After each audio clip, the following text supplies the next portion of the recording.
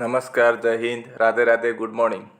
आप सभी को एडुकेशन 365 पर स्वागत है। रीजनिंग का आज का इस वीडियो में मैंने आप लोगों के सामने टोटल 13 सवाल लेके हाजिर हुआ हूं और वीडियो के अंत में ये जरूर बताना कि आपने 13 में से कितने सवाल का सही जवाब किया है। और अगर आपको वीडियो पसंद आए तो वीडियो पर लाइक शेयर कमेंट करना और चैनल को भी जरूर सब्सक्राइब कर देना।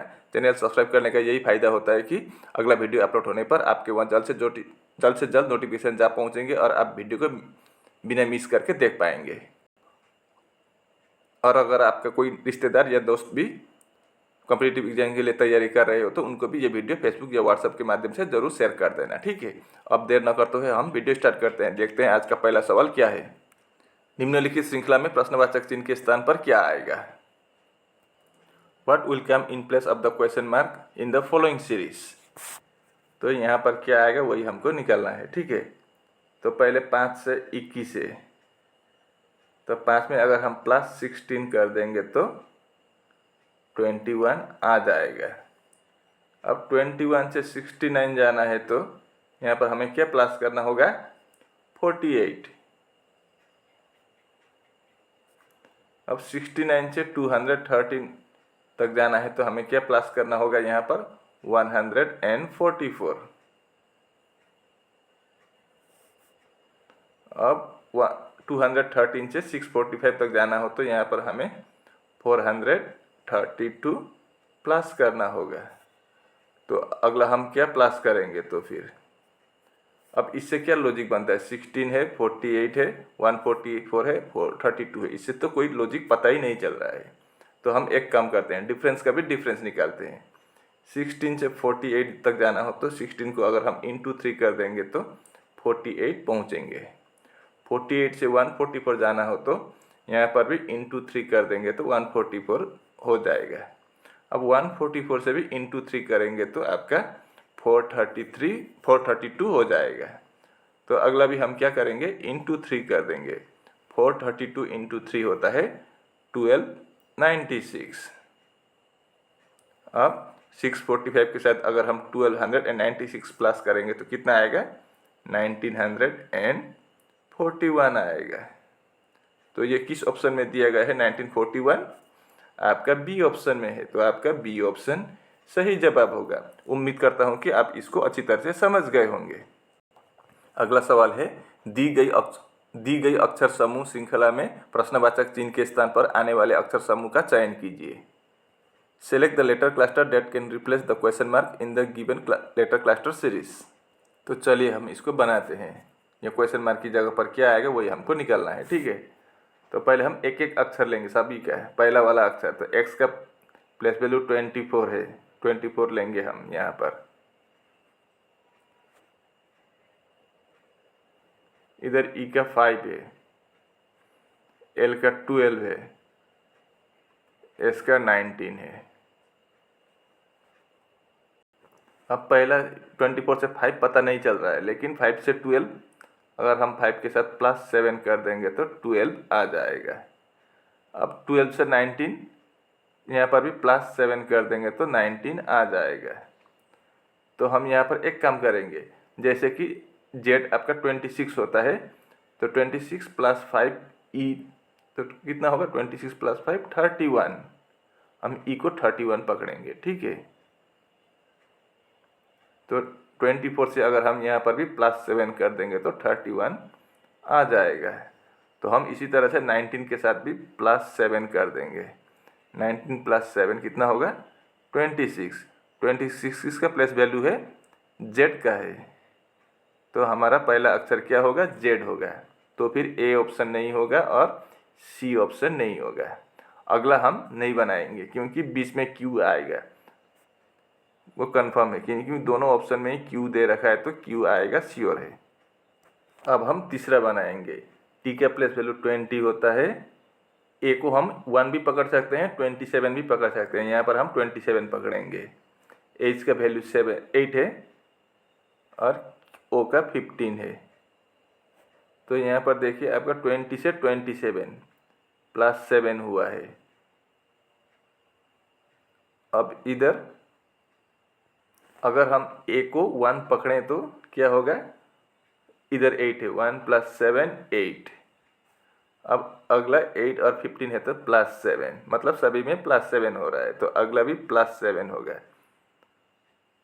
तो 15 + 7 कितना, 22। 22 किसका प्लस वैल्यू है, भी का है। तो यहाँ पर क्या हुआ, ZQV, ये आपका किस ऑप्शन में है, डी ऑप्शन में है, तो आपका डी ऑप्शन सही जवाब होगा। इस सवाल को देखिए, दी गई आकृति में त्रिभुजों की संख्या ज्ञात कीजिए। Find the number of triangles in the given figure. तो इस फिगर में कितने ट्राइंगल्स है, चलिए अब हम इसको निकालते हैं। सबसे पहले हम फार्मूला वाला से निकालेंगे, ठीक है, जो फार्मूला में आता है उसको हम पहले बनाएंगे। तो यहाँ पर देखिए, ये स्क्वायर को बनाएंगे हम। यहाँ पर ऐसा 4 हिस्सा, 1 2 3 4। तो इसका फार्मूला क्या होता है, 4 × 2 8, ये आप जानते ही है। तो यहाँ से 8 निकला है। अब यहाँ पर देखिए एक ट्राइंगल है,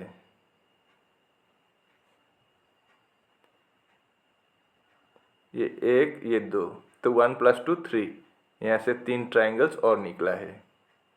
एक ट्राइंगल्स इधर है, दूसरा इधर है, तीसरा इधर है, और 3 निकल गया। तो कितना हुआ, 8 और 6 14, और निकलेंगे। देखिए अभी तक 14 निकला है, ठीक है। अब देखिए ये वाला ट्राइंगल एक बनेगा ऐसा,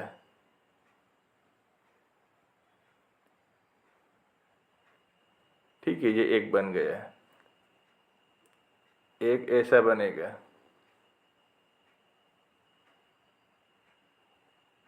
तो कितना हुआ, 2 हुआ। अब एक ऐसा भी बनेगा,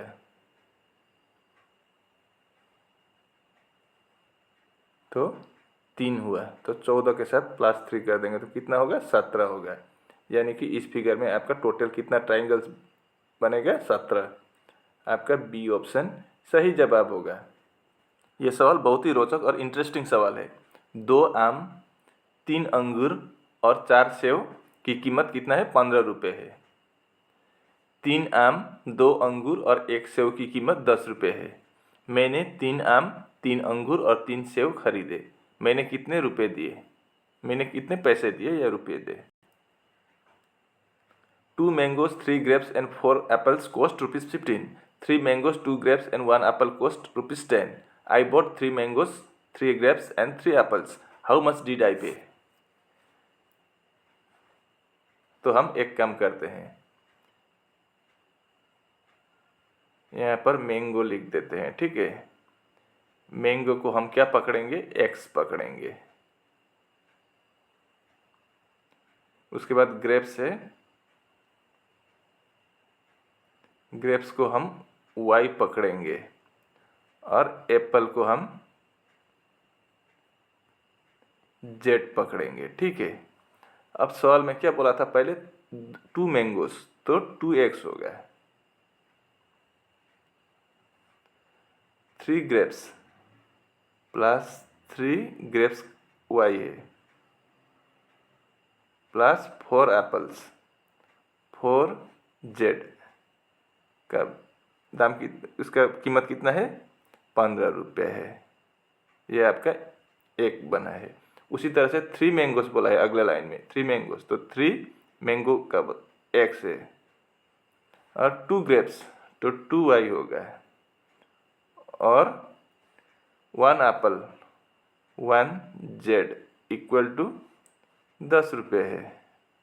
अब इन दो को हम प्लस कर देंगे, तो 3 + 2 5x plus 5y plus 5z equal to 25। तो हम एक काम करते हैं, 5 को कॉमन लेंगे तीनों से, तो x plus y plus z ऐसा होगा। 5 इधर रख देंगे तो कितना हुआ, 25 हुआ, ठीक है। तो फिर x plus y plus z कितना होगा, 25 को 5 से डिवाइड कर देंगे तो कितना होगा, 5 होगा। x plus y plus z का वैल्यू 5 हुआ है, ठीक है, 5 रुपये मतलब। लेकिन हमने कितने खरीदे हैं बाजार से, 3 मैंगो, 3 ग्रेप्स और 3 एप्पल। तो 3x plus 3y plus 3z। तो 3 कॉमन लेंगे तो x plus y plus z होगा। तो 3 into x plus y plus z का वैल्यू कितना आया था 5। तो 3 इंटू 5 कितना होगा 15 होगा। मतलब 3 ग्रेप्स और 3 एप्पल का दाम कितना हुआ तो फिर 15 रुपये हुआ है। ठीक है, तो आपका सी ऑप्शन में 15 रुपीज़ दे रखा है, तो आपका सी ऑप्शन सही जवाब होगा। उम्मीद है कि आप इसको भी अच्छी तरह से समझ गए होंगे। निम्नलिखित प्रश्न में दिए गए विकल्पों में से वो संख्या चुनिए जो प्रश्नवाचक चिन्ह के स्थान पर रखी जा सकती है। In the following question select the number that can be placed at the sign of the question mark from the given alternatives. तो यहाँ पर क्वेश्चन मार्क है, यहाँ पर क्या आएगा वही हमको निकालना है। तो पहला वाला फिगर देखिए 5, 6, 30 और 11 है। ये कैसे आया पता है? अगर हम 5 और 6 को मल्टीप्लाई करेंगे तो 30 आएगा। 5 इंटू 6 30 और 5 प्लस 6 करेंगे तो 11। ठीक है, ये 5 इंटू 6 कर देंगे तो 30 आएगा। यही 30 है ये। अब 5 प्लस 6 कर देंगे तो 11 आएगा। तो यही 11 है ये। उसी तरह से यहाँ पर भी 8 इंटू 9 कर देंगे तो 72 आएगा। यही 72 है। 8 प्लस 9 कर देंगे तो 17 आएगा। यही 17 है। अब उसी प्रकार 11 के साथ मल्टीप्लाई में छोड़ देता हूँ, पहले प्लस से निकल देता हूँ। 11 के साथ क्या प्लस करने पर 23 आएगा। अगर हम 11 प्लस 12 कर देंगे तो 23 आएगा। और 11 इंटू 12 करेंगे तो 132 आएगा। तो फिर क्वेश्चन मार्क की जगह पर क्या होगा? आपका आंसर 12 होगा। तो 12 किस ऑप्शन में दिया गया है? बी ऑप्शन में 12 दे रखा है, तो आपका बी ऑप्शन सही जवाब होगा। ये आपका ब्लड रिलेशन है। विनोद विशाल का परिचय अपने पिता की पत्नी के इकलौते भाई के बेटे के रूप में कराता है। विनोद विशाल से किस प्रकार संबंधित है? Vinod introduces Vishal as the son of the only brother of his father's wife. How is Vinod related to Vishal? तो चलिए हम इसको बनाते हैं। पहले हम विनोद को बनाएंगे। ठीक है, ये रहा विनोद। विनोद ने कैसे इंट्रोड्यूस किया? हम पीछे से करेंगे, नहीं तो ये ऐसा करना होता है इस तरह का सवाल को। ठीक है, तो हिज फादर्स मतलब विनोद का फादर का वाइफ। तो विनोद का फादर यहाँ होगा।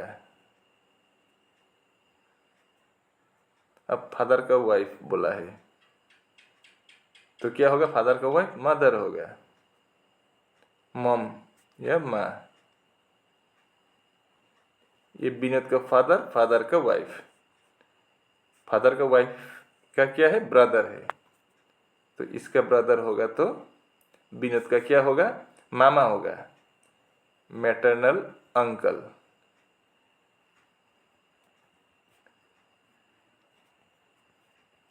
मामा। Vishal is the son of the only brother. तो only brother of his father's wife. तो इसके फादर के वाइफ के ब्रदर के बेटा है। ओनली ब्रदर मतलब एक ही मात्र भाई माँ के, तो मामा होगा, मामा के बेटा है। कौन? विशाल। ठीक है, अब इसको मैं फिर दिखा रहा हूँ। देखिए, विनोद इंट्रोड्यूसेस विशाल। विशाल को किस तरह से इंट्रोड्यूस कर रहा है? As the son of the only brother of his father's wife. इसके फादर के वाइफ के एकमात्र भाई के बेटा है। अब सवाल में पूछा है how is Vinod related to Vishal? Vinod क्या लगता है विशाल का? तो इसका क्या लगेगा? ये इसका पापा है, पापा के बहन है। पापा के बहन मतलब बुआ। बुआ का बेटा है विनोद। तो बुआ के बेटे को क्या बोलेंगे? कॉजिन बोलेंगे। तो आपका कॉजिन होगा आपका ए ऑप्शन। निम्नलिखित प्रश्न में दिए गए विकल्पों में से संबंधित युग्म का चयन कीजिए। इन the following question select the related pair from the given alternatives. KW:FR है तो इधर क्या होगा? 2 निकालना होगा। ठीक है, तो चलिए हम इसका प्लेस वैल्यू लिख के चेक करेंगे। के का प्लेस वैल्यू कितना है, 11 है और एफ का 6 है। 11 से 6 कैसे आएगा, अगर यहाँ पर -5 कर देंगे तो 6 आ जाएगा। डब्ल्यू का कितना है, 23 और आर का 18 है। यहाँ पर भी अगर हम -5 कर देंगे तो ये 18 आ जाएगा। अब उसी प्रकार सेम टू सेम लॉजिक लगना चाहिए इन चारों में से किसी एक में। तो कौन सा वाला में लॉजिक लगा है चेक करेंगे। ओ का कितना है, 15 है और सी का 3 है। अब यहाँ पर तो -12 का है, यहाँ पर -5 हो रहा है तो आपका ए ऑप्शन नहीं होगा। दूसरा में एम का कितना है, एम का 13 है, बी का 2 है, यहाँ पर भी आपका कितना -11 लग रहा है तो ये भी आपका नहीं होगा। तीसरा में एल 12 है, टी 20 है, यहाँ पर +8 हो रहा है तो ये भी आपका नहीं होगा। अब चौथा भी होगा कि नहीं देखते हैं। आई का प्लेस वैल्यू कितना है, 9 है और डी का 4 है तो -5।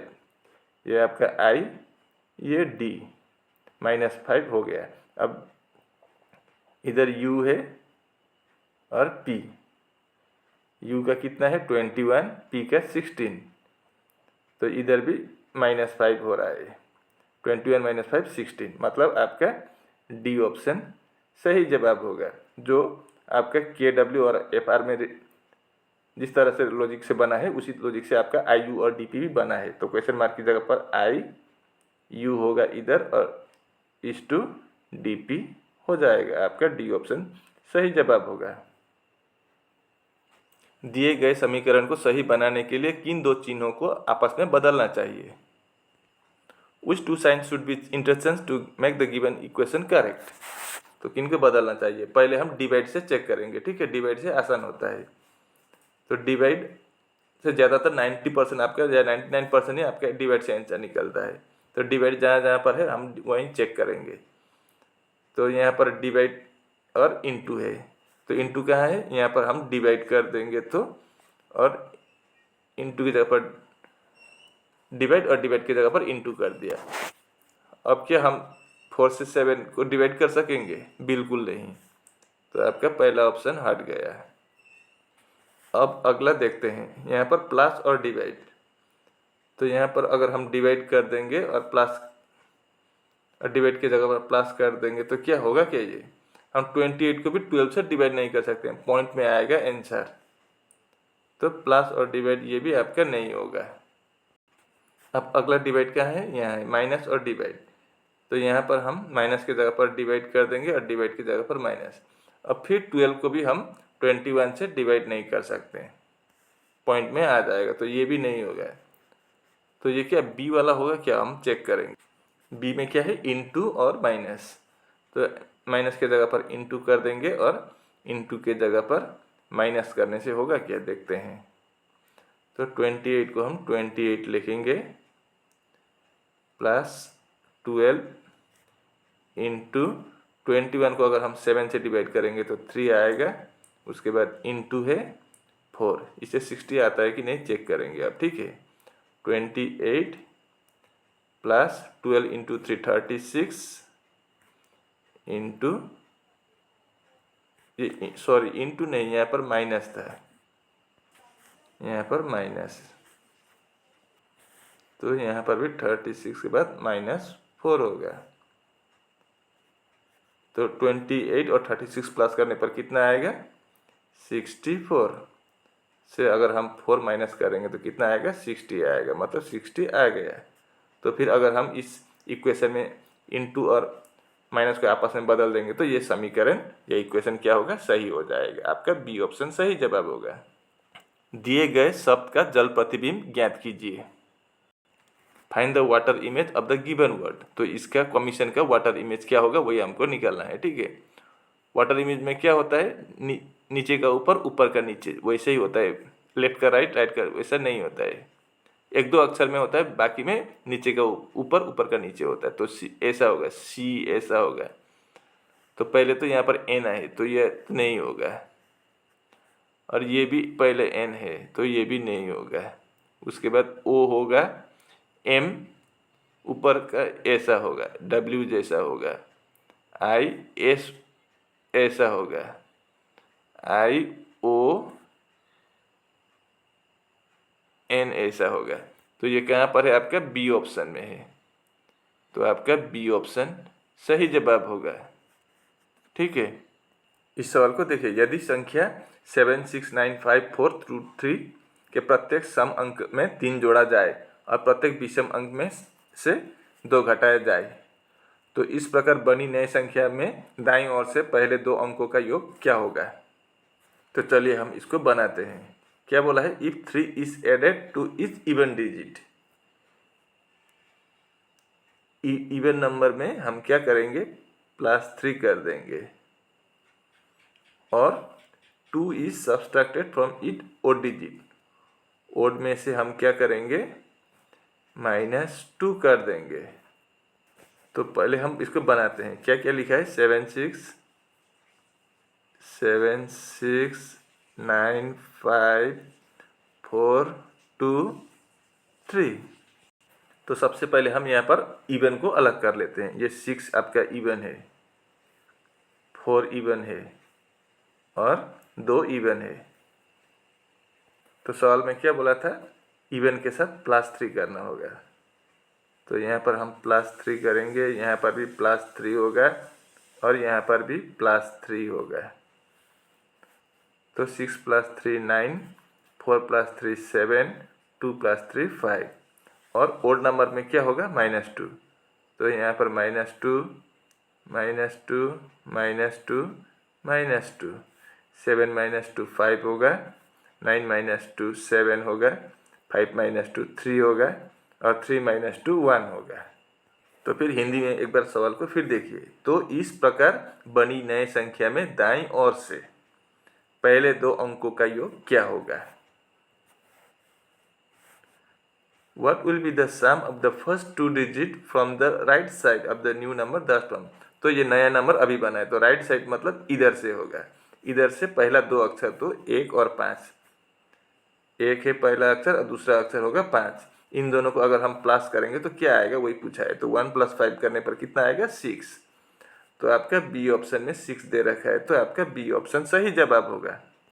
ये रहा अगला सवाल। दिए गए विकल्पों में से संबंधित शब्द चुनिए। पेट्रोल से सिक्योरिटी है, तो इंश्योरेंस से क्या होगा? ये पेट्रोल का मतलब जो गाड़ी में पेट्रोल डालता है वो नहीं हो, गाड़ी में डालने वाला पेट्रोल का स्पेलिंग PETROL है। ये PATROL, ये क्या है? जो पुलिस लोग टहलते हैं ना, ड्यूटी करते हैं, उसको पेट्रोलिंग कहते हैं। यही पेट्रोल है ये। Choose the related word from the given options. Patrol is to security है। अगर पेट्रोलिंग किया गया तो क्या होगा? सिक्योरिटी होगा, हमारा सुरक्षा होगा। तो इंश्योरेंस करेंगे तो हमारा क्या होगा? मनी होगा, पॉलिसी होगा, सेविंग्स होगा या रिस्क होगा। पेट्रोलिंग से हमें सुरक्षा मिलता है, सुरक्षा प्राप्त होता है। तो इंश्योरेंस करने से हमारा क्या होगा? रिस्क का कवर हो जाएगा। ठीक है, जो जोखिम होता है मारने का, उसका फायदा होता है। पेट्रोलिंग से सिक्योरिटी का फायदा होता है और इंश्योरेंस से रिस्क का फायदा होता है। तो आपका डी ऑप्शन सही जवाब होगा। ये रहा आपका सीटिंग अरेंजमेंट से। सवाल को देखिए, मैं इसको अंग्रेजी में डायरेक्ट बना देता हूँ। ठीक है, PQRSTUNV मतलब कितना है? 1 2 3 4 7 आदमी है। Are sitting in a straight line facing the north. सभी एक स्ट्रेट लाइन में बैठे हुए, सीधे लाइन में बैठे हुए और उत्तर की तरफ देख रहे हैं। Only 2 peoples are sitting to the right of V, मतलब V के दाएं तरफ सिर्फ 2 आदमी है। तो अगर हम यहाँ पर V बनाए तो V के इधर 2 आदमी होंगे। तो टोटल कितने आदमी हैं? 1 2 3 4 5 6 7। तो 1 2 3 4 5 6 7 ऐसा होगा। Only 2 peoples are sitting to the right of V के दाएं और सिर्फ 2 आदमी है। तो यहाँ पर 1 और 1 2 कौन होगा वो पता नहीं, लेकिन इतना ही पता है कि V के दाएं के और 2 आदमी है। अब अगला क्या बोला है? Only 2 peoples are sitting between T and V। T और V के बीच में सिर्फ 2 आदमी है। तो 2 आदमी इधर होगा, तो अब यहाँ जगह ही नहीं है, तो इधर तो T नहीं होगा। तो 1 2 छोड़ के T यहाँ होगा। अब देखिए 1 और 2, T और V के बीच में 2 आदमी हो गए। अगला क्या बोला है? Only 2 peoples are sitting between Q and S। अब Q और S इधर नहीं है तो हमें इधर कहीं भी Q और S नहीं है तो इसको पता नहीं चलेगा, तो छोड़ देंगे। B is sitting to the immediate right of Q। B किधर बैठा है? Q के इमीडिएट राइट पर। तो Q के राइट साइड में इधर कौन है? B है, ठीक है। तो ये भी हमारा बन गया। अब P is sitting to the immediate right of U। अब P किधर है वो अभी पता नहीं है, तो इसको भी हम छोड़ेंगे। अब यहाँ पर देखिए, only 2 peoples are sitting between Q and S। Q और S के बीच में 2 आदमी है, तो इधर भी हो सकता है, S का स्थान इधर भी हो सकता है, क्योंकि बीच में 2 ही रहेंगे। अब यहाँ पर देखिए, ये P is sitting to the immediate right of U। P कहाँ पर है? U के तुरंत दाएं पर। तो अगर हम यहाँ पर U लिख दें तो P यहाँ होना चाहिए, लेकिन यहाँ T पहले ही है, तो यहाँ पर भी हम नहीं लिख सकते हैं क्योंकि यहाँ पर खाली नहीं है। तो अगर हम यहाँ पर U लिख दें तो क्या होगा? P is sitting to the immediate right of U, तो P यहाँ हो जाएगा। देखिए, U के इमीडिएट राइट में P हो गया है, ठीक है। इस तरह से बनेगा। तो ये क्या बोला था? Only 2 peoples are sitting between Q and S। Q और S के बीच में 2 आदमी है, तो 1 2, तो एक ही बंदा छूटा है। कौन? P Q R नहीं है, तो R का स्थान यहाँ हो जाएगा। अब सवाल में क्या पूछा है? Who is sitting in the middle. तो मिडिल में कौन है? इधर से 3, इधर से 3 है, तो मिडिल में Q होगा। तो Q आपका B ऑप्शन में दे रखा है, तो आपका B ऑप्शन सही जवाब होगा। उम्मीद करता हूँ कि आप इसको भी अच्छी तरह से समझ गए होंगे। ये आपका डायरेक्शन और डिस्टेंस का सवाल है। सूरज पूरब की ओर 12 किलोमीटर चलता है और दाएं ओर मुड़कर फिर 9 किलोमीटर चलता है। अब उसके गंतव्य से उसके प्रारंभिक बिंदु का न्यूनतम दूरी कितनी है? सूरज वॉक्स 12 kilometre toward the east and turns right and walk again for 9 kilometre. Now what is the minimum distance of his destination from his starting point. मान लीजिए सूरज यहाँ पर है, ठीक है। यहाँ से क्या हुआ? 12 किलोमीटर किधर चला गया? पूरब की तरफ। तो 12 किलोमीटर इधर चला गया, इधर। एंड टर्न्स राइट, इधर जा रहा था तो राइट इधर होगा, लेफ्ट इधर होगा। राइट मुड़कर कितना चला गया? फिर 9 किलोमीटर। इधर 9 किलोमीटर आ गया, तो यहाँ पहुँच गया। मान लीजिए यहाँ है। Now what is the minimum distance of his destination from his starting point. उसका स्टार्टिंग पॉइंट से उसका गंतव्य स्थान के बीच की दूरी, न्यूनतम दूरी कितना है? तो हम ये 12 और 9 ऐड नहीं कर सकते हैं, क्योंकि ये न्यूनतम दूरी नहीं होगा। न्यूनतम दूरी का मतलब शॉर्टकट ये होगा, न्यूनतम दूरी। तो यहाँ से यहाँ तक की दूरी कितना होगा वही हमको निकालना है। तो इसका फार्मूला क्या है? यहाँ पर पाइथागोरस थ्योरम लगेगा, ठीक है। तो पाइथागोरस थ्योरम क्या था? इधर A होगा, इधर B होगा, तो इधर C होगा। तो C square equal to A square plus B square. A square का मतलब कितना है? A 12 स्क्वायर प्लस B कितना है? 9 स्क्वायर। तो 12 स्क्वायर का मतलब 144 प्लस 9 स्क्वायर का मतलब 36। 144 और 36 प्लस करेंगे तो कितना आएगा? सॉरी, मैंने भी क्या किया? 9 स्क्वायर का मतलब कहाँ से 36 आएगा? 81 है,